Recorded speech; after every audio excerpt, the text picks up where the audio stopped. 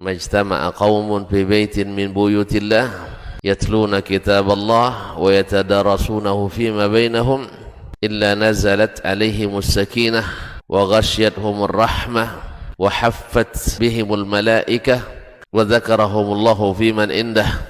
Tidaklah suatu kaum duduk di salah satu rumah Allah membaca ayat-ayat Allah dan sama-sama mempelajari. Bismillahirrahmanirrahim. Assalamualaikum warahmatullahi wabarakatuh. Alhamdulillah nahmaduhu wa nasta'inuhu wa nastaghfiruhu wa nastahdihi wa na'udzu billahi min shururi anfusina wa sayyiati a'malina. May yahdihillahu fala mudilla lahu wa may yudlilhu fala hadiya lahu. Asyhadu an la ilaha illallah wahdahu la syarika lah wa asyhadu anna Muhammadan abduhu wa rasuluh alladzi la nabiyya wa la rasula ba'dah. Allahumma inna nas'aluka ilman nafi'an wa rizqan tayyiban wa amalan mutaqabbala. Allahumma inna nas'aluka al-huda wat-tuqa wal-afafa wal-ghina. Amma ba'du, kaum muslimin dan muslimat, hadirin hadirat, saudara-saudari dimanapun berada, alhamdulillah kita bersyukur kepada Allah Subhanahu wa ta'ala. Pagi yang penuh dengan keberkahan ini kembali kita dipertemukan Allah di rumahnya yang mulia ini, dalam majelis yang mulia, majelis ilmu, majelis zikir, yang mana telah disampaikan keutamaannya oleh Nabi kita sallallahu alaihi wasallam bahwa Allah Subhanahu wa taala mengutus malaikat-malaikatnya sayyahina fil ard, mereka berkeliling, berjalan di muka bumi, mencari tempat-tempat majelis ilmu, majelis zikir, serta mereka ikut duduk, serta di akhir majelis mereka mengatakan kepada orang-orang yang duduk, berdirilah, bangkitlah dalam keadaan kalian diampunkan Allah Subhanahu wa ta'ala. Berlapis-lapis kebaikan dan keberkahan, keberkahan subuh, keberkahan kita berjamaah salat fardu, keberkahan majelis ilmu, keberkahan kita berjumpa dengan saudara kita, keberkahan ukhuwah, keberkahan imaniyah, dan seterusnya. Maka kita berharap kepada Allah Subhanahu wa ta'ala keberkahan hidup, keluarga, anak dan keturunan kita, sebagaimana Nabi mendoakan umatnya, Allahumma barik li ummati fi bukuriha. Kemudian kita ucapkan salat dan salam untuknya, untuk keluarga dan keturunannya, para sahabat-sahabat yang telah berjuang bersamanya, dan kepada seluruh kaum muslimin dan muslimat yang senantiasa setia di atas jalan sunnahnya, dan kepada orang-orang yang berjasa dalam hidup kita, orang tua kita, ibu bapak kita, dan kepada para guru-guru kita yang telah mendidik kita, yang telah memberikan kepada kita ilmu, agar mereka semuanya diberikan Allah Subhanahu wa ta'ala kebaikan dunia dan di akhirat. Kembali kita bersama kitab Ad-Durus Al-Muhimmah li'ammatil ummah, pelajaran penting untuk segenap umat, pada pembahasan rukun iman. Masih dalam pembahasan rukun iman. Al-imanu ya bil qadri, di sini adalah iman dengan takdir, ya, khairuh wa syarruh, ya, baik itu takdir baik maupun takdir buruk. Dan ini adalah salah satu hal yang mesti ada dalam kehidupan seorang mukmin, karena ketika memiliki kekuatan dalam iman kepada takdir, dia akan kokoh di dalam menjalankan kehidupan, tidak akan mudah lemas, tidak akan mudah putus asa, tidak akan mudah merasa dia orang yang hina dan seterusnya. Karena tidak ada yang berlaku dalam kehidupan seorang mukmin kecuali itu ada kebaikan yang akan kembali kepadanya. Nabi SAW menyebutkan, tidaklah seorang mendapatkan nikmat lalu dia bersyukur kecuali itu akan baik baginya. Tidaklah seseorang ditimpa musibah dan dia bersabar kecuali itu akan baik baginya. Bahkan Nabi menjelaskan, la yamliku dzalika illal mu'min, dan hal itu tidaklah dimiliki kecuali orang-orang beriman. Kebaikan yang didapat, bersyukur itu kembali akan kebaikan itu kepadanya. Sesuatu yang berat yang dialami dia bersabar, itu juga akan mendapatkan pahala. Senang, susah bagi orang beriman, kedua-duanya adalah ujian. Kesulitan, kelapangan, kedua-duanya ujian. Apapun yang dijalani dalam kehidupan, mukmin selalu dalam kebaikan. Maka ketika kita merasakan itu adalah dari Allah Azza wa Jalla, meyakini itu adalah ketetapan Allah, maka kita sesungguhnya telah melaksanakan salah satu keimanan kita terhadap takdir Allah Subhanahu wa ta'ala. Wa tu'mina bil qadri khairihi wa syarri minallahi ta'ala.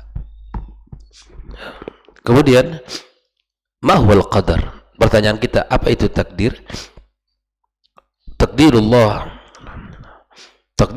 ta'ala lil kainati, ya, ketetapan Allah Subhanahu wa ta'ala bagi seluruh alam ini, ya. Asba ma sabaqa bi ilmu waqtadat hikmatuh, sesuai dengan ilmu dan hikmah yang telah dikehendaki Allah Subhanahu wa ta'ala. Maka Allah katakan, wa khalaqa kulla syai'in, Allah menciptakan segala sesuatu, faqaddarahu taqdira, dia yang telah menentukan takdirnya. Setiap ciptaan Allah tentukan takdirnya. Maka para ulama membahas bahwa takdir itu ada 4 macam. Takdirul am, takdir yang bersifat umum. Apa dia? Takdirur Rabb li jami'il anbiya, jami'il asya'i, bima'na ilmuhu biha wa kitabatuhu wa masyiatuhu wa khalquhu. Ketetapan Allah untuk segala sesuatu, artinya ilmunya Allah, ketetapan Allah, keinginan dan kehendak Allah, dan itu semua adalah takdir dan berlaku umum. Allah Subhanahu wa ta'ala, Nabi kita sallallahu alaihi wasallam menyebutkan, innallaha qaddara maqadir al-khalaiq qabla an yakhluqa as-sama'i wal ardi bi 50,000 sana. Sesungguhnya Allah telah menetapkan takdir makhluknya sebelum ia menciptakan langit dan bumi selama 50,000 tahun. Itu telah ditetapkan Allah, takdir seluruh ini. Wa kana arshuhu 'alal ma', arasnya Allah di atas air. Ini takdir yang bersifat umum. Segala sesuatu yang diciptakan Allah Azza wa Jalla telah ditetapkan Allah sebelum dia menciptakan langit dan bumi 50 tahun, ya 50,000 tahun sebelum penciptaan langit dan bumi. Ini tidak ada yang kita sesali. Apapun yang menimpa, apapun yang kita jalani, itu semuanya adalah masuk kepada sifat takdirul am. Takdirul am, sifat takdir yang bersifat umum. Yang kedua, takdirul umri, takdir yang bersifat umur, yang berlaku pada usia. Takdir kullu ma yajri 'alal 'abdi fi hayati ila nihayati ajal, takdir yang berlaku pada setiap hamba dalam kehidupan sampai meninggal. Itu takdirul umri yang bersifat, yang berlaku pada usia kita. Inna ahadakum, ya, kata Nabi SAW, yajma' khalquhu fi batni ummi 40 aman. Masing-masing dari kita diciptakan, ya, penciptaannya di dalam perut ibunya selama 40 hari. Thumma yakunu 'alaqah, thumma mithla dhalik, kemudian 40 hari juga, ya, menjadi 'alaqah, thumma yakunu mudghah, kemudian berlaku juga selama 40 hari. Kemudian Allah Subhanahu wa taala mengutus malaikat untuk meniupkan padanya ruh. Kemudian diperintahkan dicatat 4 perkara tentang rezeki, ajal, amal, apakah dia orang syaqi atau sa'id, termasuk orang yang bahagia, beruntung, atau orang yang sengsara. Itu telah dituliskan, itu berlaku dalam usia kita, sifat al-umri. Itu Allah Subhanahu wa taala telah tetapkan rezeki, ya. Makanya dalam kehidupan ini, ikhwani wa akhwati fiddin, masalah rezeki sama seperti masalah ajal, ya. Tidak ada kita yang tahu kapan ajal kita, dan tidak ada yang tahu di mana rezeki dia, dari sumbernya, dan seterusnya. Yang penting manusia berikhtiar, bekerja, Allah akan pasti datangkan rezeki itu. Nah, ini yang bersifat al-umri. Adapun yang ketiga, at-takdirus sanawi, takdir yang bersifat atau yang berlaku dalam setahun, dan itu ditetapkan Allah di dalam atau pada malam Lailatul Qadar, setahun ke depan. Maka Allah katakan, fiha yufraqu kullu amrin hakim. Di malam itu Allah tetapkan perkara dengan bijak, ya, oleh Allah Subhanahu wa taala, ditetapkan oleh Allah. Makanya malam Lailatul Qadar kita minta kepada Allah ketetapan setahun ke depan, ya. Kita minta kepada Allah Subhanahu wa taala, fayuktabu fi lailatul qadri ma yahdus fis sanah min mautin wa izzin wa dhillin wa ghairi dhalik. Dari kematian, dari kehinaan, kemuliaan, semuanya. Makanya minta malam itu, malam Lailatul Qadar itu adalah kebaikan setahun ke depan, dan kebaikan untuk kita dan keluarga kita. Semuanya diminta kepada Allah Subhanahu wa taala. Dan ada yang mengatakan takdirul yaumi, itu takdir yang bersifat atau yang berlaku dalam keseharian kita, di mana Allah Subhanahu wa taala mengatakan kullu yaumin huwa fi sya'an. Setiap hari Allah dalam kesibukan, ya, di dalam mengurusi, di dalam mengatur, dan seterusnya. Maka di antara tafsir ayat ini, Nabi sallallahu alaihi wasallam menyebutkan min sya'nihi, itu makna sya'an itu adalah ayaghfira dzamban.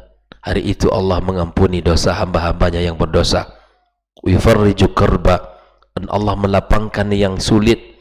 Wa yarfa' qauman wa yadha'u akharin, dan mengangkat kaum dan merendahkan yang lain. Itu adalah takdir yang bersifat harian. Kita berdosa, bertobat, Allah ampuni dosa kita. Gitu kan?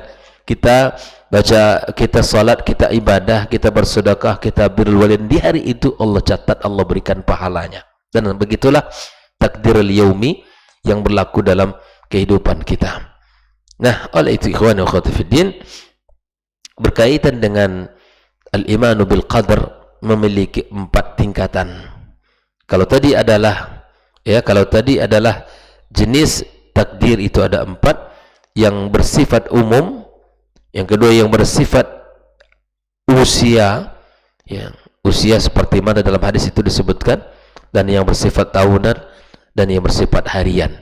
Nah, adapun takdir memiliki 4 tingkatan. Tingkatan yang paling tertinggi adalah al-imanu bi anna Allah Ta'ala alima bi kulli syai'in jumlatan wa tafsila.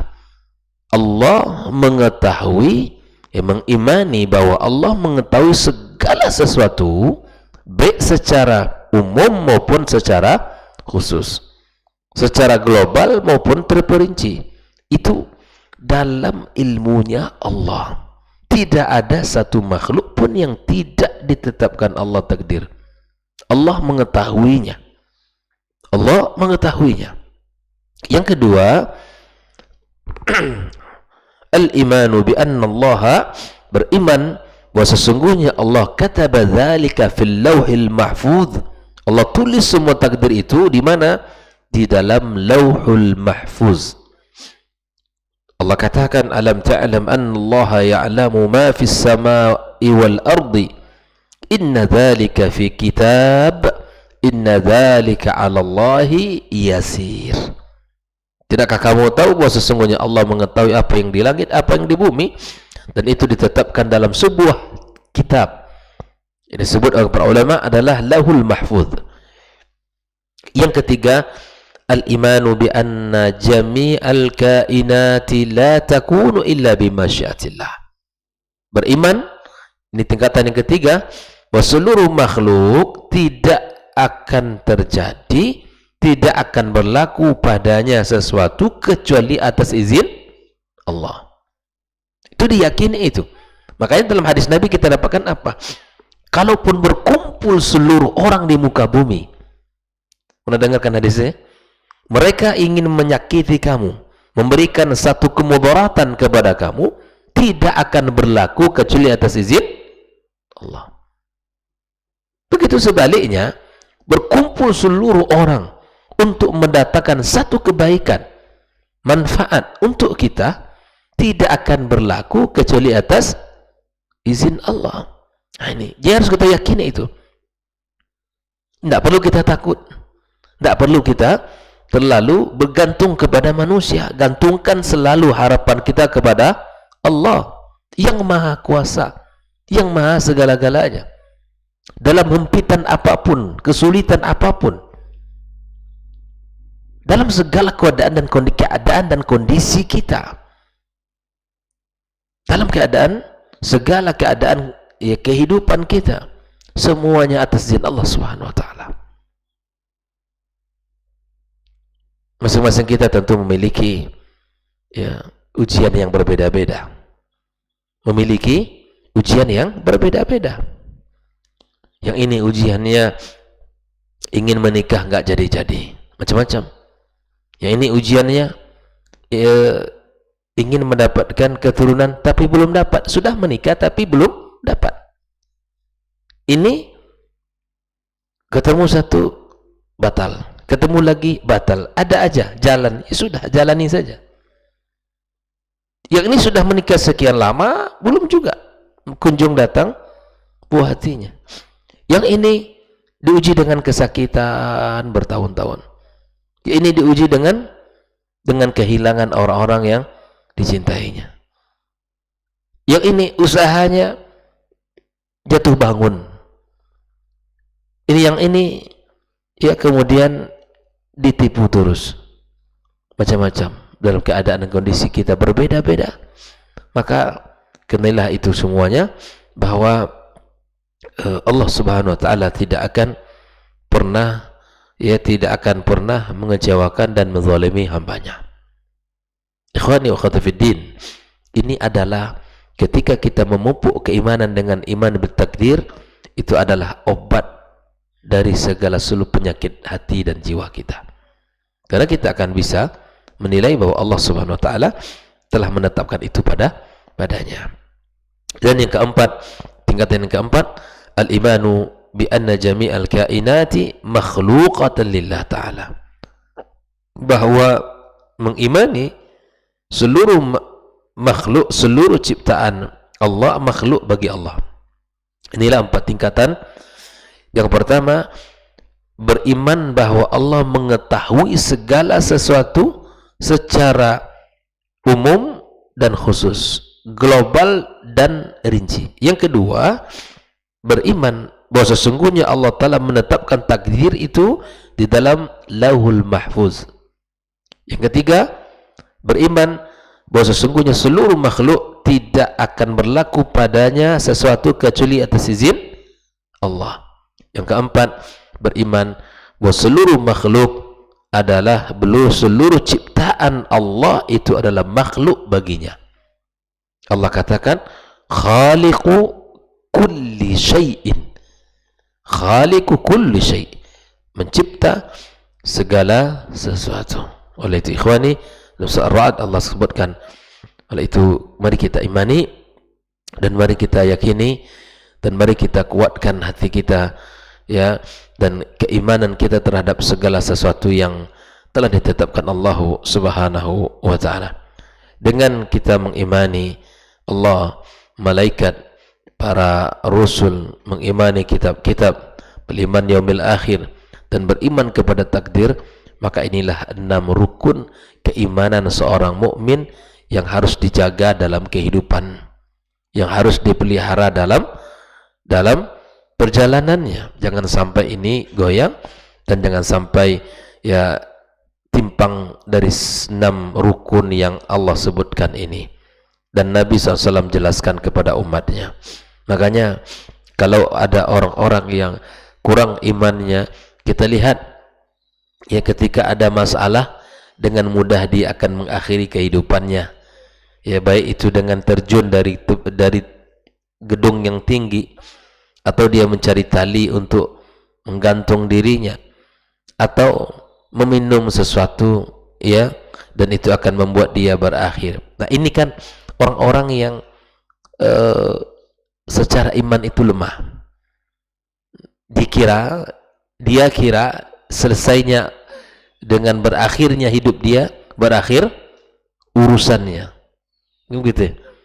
Dia kira betapa banyak ya dengan sebab-sebab seperti bangkrut usahanya, kemudian pisah keluarganya, kemudian macam-macam, gagal dalam perencanaan planning hidupnya, dia mengakhiri dengan sesuatu yang sangat-sangat buruk, ya, dengan melakukan hal yang dibenci Allah Subhanahu wa taala. Itu namanya mengakhiri dengan hal yang sangat dibenci Allah, yang akan berakibat fatal, yang akan menjadikan dia orang-orang yang akan masuk ke dalam neraka, wal iyadzu billah. Ya, qatlun nafs, ya, atau qatlun nafsi, membunuh diri adalah perbuatan dosa besar, ya, yang tidak akan masuk ke dalam surga Allah jika Allah Subhanahu wa taala tidak mengampuninya. Maka itu ikhwani, janganlah kita mudah untuk melakukan atau ringan untuk melakukan sesuatu yang dibenci Allah, yang dilaknat oleh Allah, hanya gara-gara sesuatu yang ujian yang menimpa dan ujian yang dihadapi oleh hanya dalam kehidupan.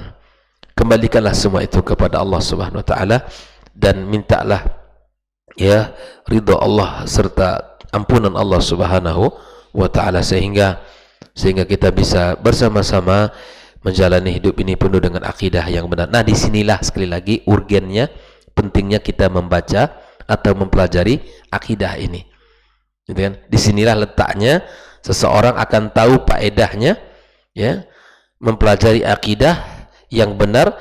Di saat dia menghadapi ujian yang berat, maka dia akan teguh dan kokoh, ya, tetap akan seperti menjalankan kehidupan. Itulah ketika akidah kita benar, kita akan bisa melewati segala bentuk ujian ini dengan baik. Tapi ketika ujiannya tidak benar, maka seakan-akan ya kehidupannya hancur, lebur, binasa, tidak ada kebaikan, dan itu tidak sebetulnya. Bahkan subhanallah, di hari kiamat kelak, orang-orang yang diuji dengan kesulitan di dunia akan ringan hisabnya. Bahkan orang-orang yang memiliki harta benda yang melimpah ruah, itu akan ya banyak pertanggungjawabannya di hadapan Allah Subhanahu wa taala. Itu kalau kita ingat bab seperti itu akan membuat kita kokoh dan membuat kita semakin kuat menjalani kehidupan. Wallahu taala alam shawab.